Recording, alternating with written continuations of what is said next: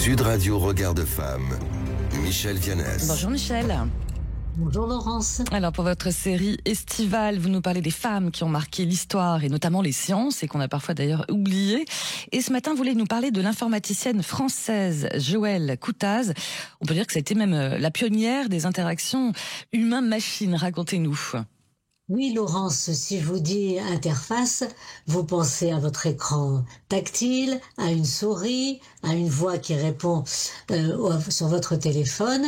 Et derrière tous ces gestes qui nous paraissent plus qu'au quotidien aujourd'hui, il y a donc des décennies de recherche, on s'en doute un petit peu.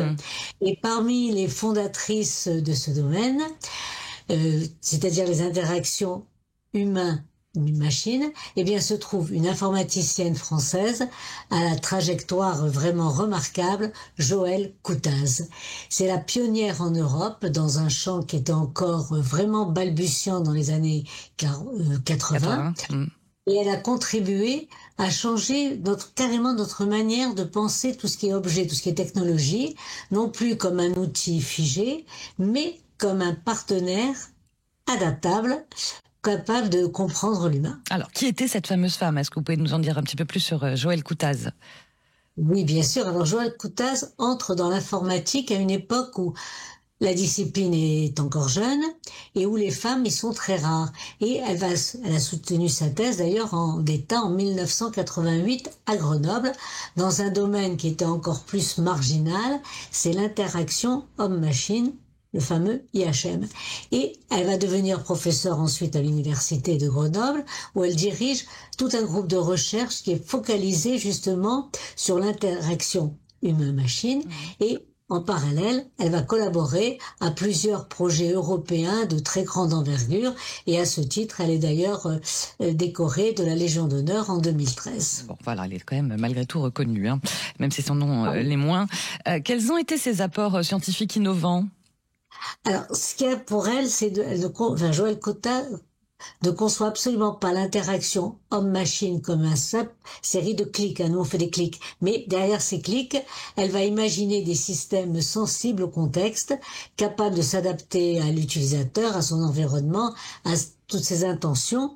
Et c'est bien ceci qu'elle fait. C'est-à-dire, elle va créer un modèle qui s'appelle modèle PAC et qui est une véritable révolution parce que elle va essayer de montrer comment les machines vont nous comprendre. Et en particulier, une voiture qui comprend à la fois nos commandes vocales et les gestes qui sont faits sur l'écran tactile.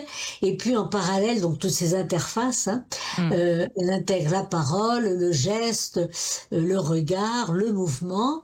Et toutes ces recherches vont déboucher justement sur toutes ces applications que nous connaissons très bien, les assistants vocaux, les objets connectés, et puis tout cet environnement dit intelligent, comme dans une maison connectée par exemple, où vous avez un système qui peut à la fois combiner une commande vocale avec votre mouvement quand vous sortez de la pièce, et puis tout ça qui est aujourd'hui banal, donc c'est bien sûr le fruit d'années de recherche, et elle a toujours un même but, c'est-à-dire rendre la technologie, je dirais invisible, puisqu'on la voit pas, un fluide, et en soutien à l'activité humaine, qui n'est pas en surcouche, et ce qu'elle appelle d'ailleurs une informatique ambiante, c'est-à-dire partout, mais jamais intrusive. Jamais intrusive, on en est loin.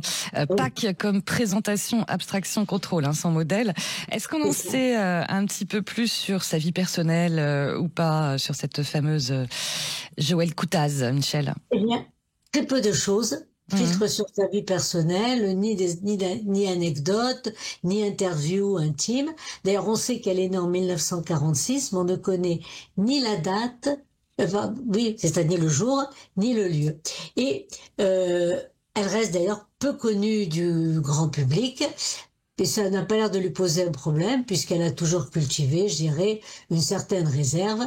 Alors dans un monde où aujourd'hui on surexpose souvent toutes les figures publiques, cette discrétion, je peux dire qu'elle force le respect. Voilà, une vie loin des projecteurs, même si on en parle ce matin grâce à vous.